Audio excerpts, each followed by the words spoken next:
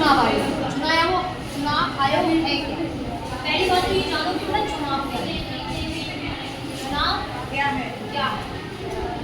जब जनता कौन जनता जब जनता अपने प्रतिनिधि को बिना दबाव के किसके बिना दबाव के बिना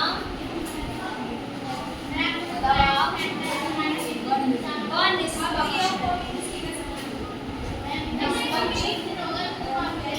चुनती है या निर्वाचन करती है। क्या करती है बेटा?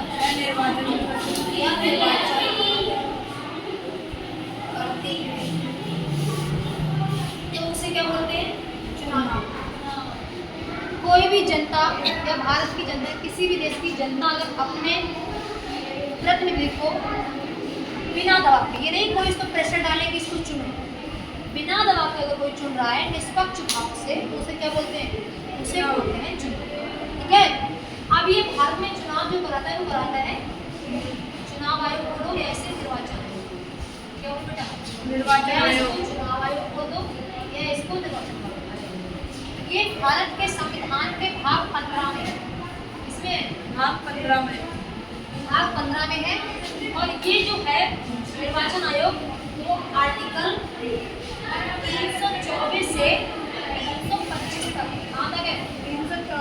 324 में ये बात बोली गई है कि संविधान में ये बोला गया है कि एक चुनाव आयोग होगा, एक चुनाव आयोग होगा।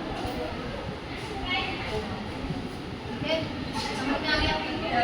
आर्टिकल 324 में ये बोला गया है कि भारत में एक चुनाव आयोग भी होगा, लेकिन जो चुनाव आयोग का डिटेल्ड जो चीजें दी हुई है वो आर्टिकल 25 और 24 में दोनों में मिला करते हैं।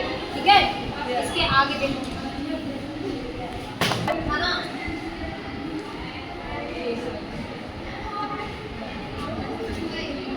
वो एक सदस्यीय था। पता? एक सदस्यीय था। फिर एक समिति बैठी। क्या बैठी? समिति। उस समिति का नाम था तारकोने समिति। क्या बैठी? तारकोने समिति बैठी। उस समिति ने क्या किया? इसको कितने सदस्यीय बना दिया? 3। कितना बनाया? 3 सदस्यीय। 3 सदस्यीय बना दिया। इन्होंने कहा कि अब चुनाव आयोग का कोई एक व्यक्ति नहीं होगा, उसमें 3 सदस्य। ये किस समिति ने बोला? तारकोने समिति। उसके बाद इसमें 61वां संविधान संशोधन हुआ। क्या हुआ? 61वां संविधान संशोधन हुआ, या इसको बोलेंगे 61वां अमेंडमेंट हुआ। और ये हुआ 1988 में। कब हुआ? 1988 में। पहले जो वोट देने का अधिकार था 21 वर्ष का व्यक्ति क्या करेगा? वो मतदान दे कर सकता है, लेकिन इसको हटा दिया गया। क्या कर दिया गया? हटा करके 21 वर्ष से 18 वर्ष कर दिया। उस समय जो भारत के पीएम थे वो राजीव गांधी जी थे। राजीव गांधी के समय ये बात कही गई कि क्या होगा? 21 बार संविधान संशोधन करके 1988 में जो वोट देने का अधिकार था वो 21 वर्ष था, उसको हटा करके 18 वर्ष कर दिया। और इसको एक तरीके से जो भी चाहे, महिला हो या पुरुष, ठीक है, अगर कोई व्यक्ति भारत का नागरिक है तो उसको वोट देने का क्या है? अधिकार दे दिया गया। ठीक है। इसके आगे देखो, देने का जो अधिकार था ना, वोट देने अधिकार पहले संवैधानिक आधार हमें संविधान ने दिया। उसके बाद जो राजनीतिक अधिकार में बना दिया।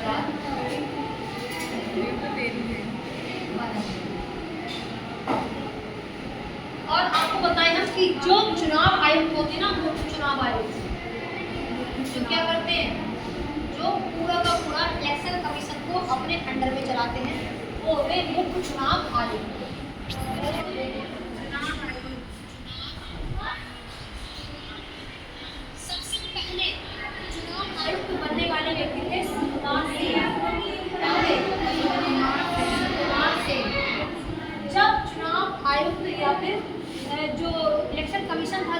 के आया तो सबसे पहले चुनाव आयुक्त बनकर कौन आए थे? सुकुमार सेन।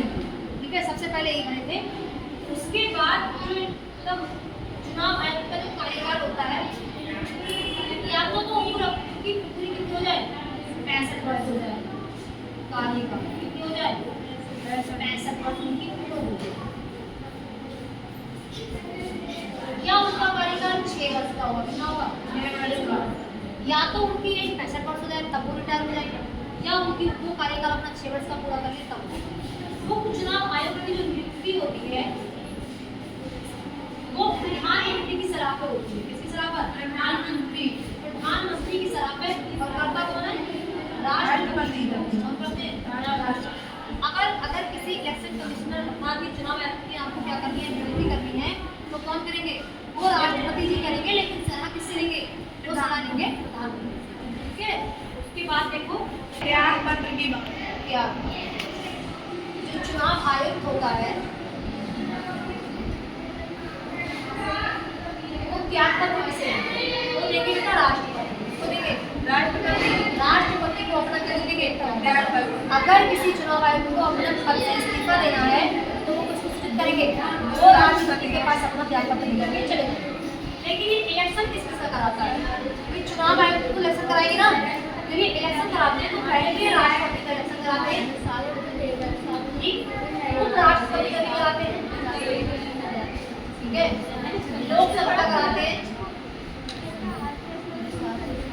राज्यसभा राज्यसभा का कराएंगे, बताइए या नहीं कराएंगे? राज्यसभा का कराएंगे। किसका कराएंगे? राज्यसभा का भी इलेक्शन कराते हैं। उसके बाद राज्य विधानसभा का कराएंगे। राज्य विधानसभा और ये कराएंगे राज्य विधान परिषद। राज्य विधान परिषदों का भी क्या कराते हैं? इलेक्शन कराते हैं। मतलब राष्ट्रपति के पद का, उपराष्ट्रपति के पद का, लोकसभा, राज्यसभा और राज्य विधानसभा का भी और राज्य विधान परिषदों का भी इलेक्शन कराता है। इन सबका इलेक्शन कराने का काम किसका होता है? चुनाव आयोग का। ये सारा का सारा कौन कराएंगे? चुनाव आयोग कराएंगे। ठीक है, जब चुनाव होते हैं तो उस समय कानून लगाया जाता है, जिसे हम लोग बोलते हैं आचार संहिता। क्या बोलते हैं? आचार संहिता।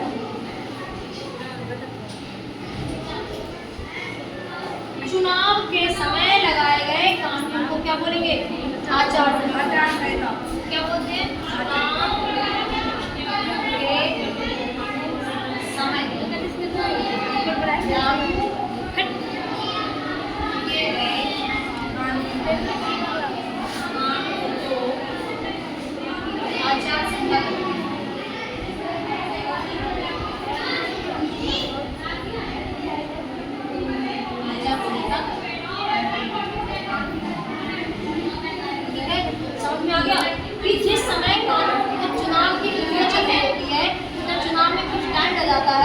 समय सारे कानूनों को रद्द करके आचार संहिता लगा के चुनाव आयोग को मतलब चुनाव के समय लगाए गए कानून क्या बोलेंगे?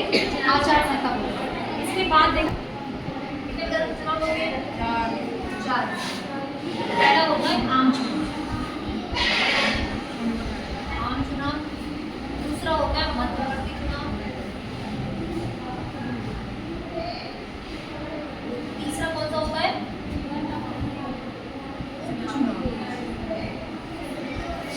चौथा होता है देखो चारों में अंतर क्या है? कोई व्यक्ति 5 साल के लिए चुना गया और उसने अपना कार्यकाल पूरा क्या कर लिया? मान लो कोई व्यक्ति 5 वर्ष के लिए चुना गया और उसने अपना कार्यकाल क्या कर लिया? पूरा कर लिया और उसके बाद चुनाव उसके बाद हुआ, उसे बोलेंगे आम चुनाव। जब किसी भी व्यक्ति ने अपना कार्यकाल पूरा कर लिया, कार्यकाल पूरा करने के बाद जो चुनाव होते हैं उसे बोलते हैं क्या? आम चुनाव। अब मध्यवर्ती चुनाव क्या है? जैसे मान लो कोई व्यक्ति अपने बीच में कार्यकाल छोड़ के मर गया या इसने इस्तीफा दे दिया, समझा रहा है, या उसके साथ कुछ ऐसा हो गया जो अब उस पद पर बैठना नहीं चाहता या वो छोड़ दे, तो जो चुनाव होगा बीच में कहाँ पर होगा बेटा? बीच में, क्योंकि पद को तो खाली छोड़ नहीं सकते, तो जो बीच में चुनाव होंगे उसे क्या बोलेंगे? मध्यवर्ती चुनाव। बीच में चुनाव को मध्यवर्ती चुनाव। और जब वो चुनाव होंगे तो जितना कार्यकाल वो छोड़ के आया उतना कार्यकाल वो व्यक्ति करेगा। लेकिन राष्ट्रपति के केस में ऐसा नहीं होता, समझा रहा है?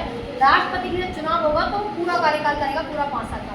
लेकिन इनमें क्या होता है मध्यवर्ती चुनाव में कि अगर कोई व्यक्ति 3 साल में रिटायर हो गया, 3 साल में उसने अपना पद छोड़ दिया, इस्तीफा दे दिया, या उसके बाद महाभियोग लग गया, वो बहुत सारे ऐसे सिचुएशन होती है जो उसके बीच में क्या करना पड़ता है?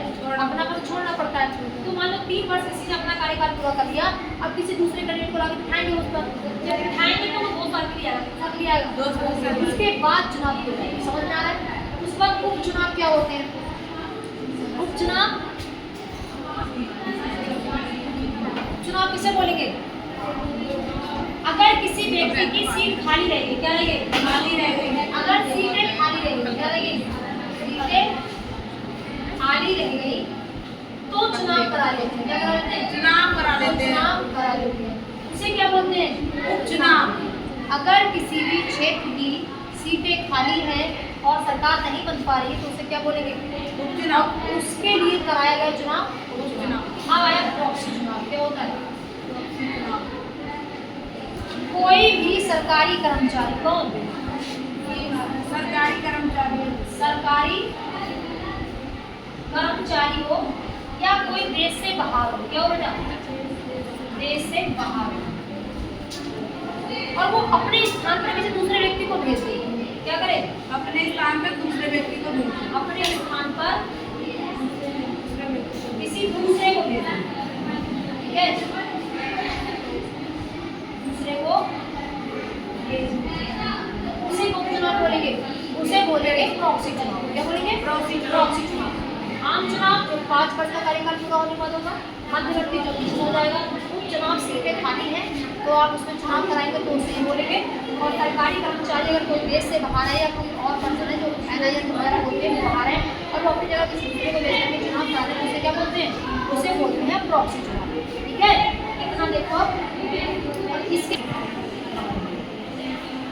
देखो अब इसके कार्य क्या क्या है।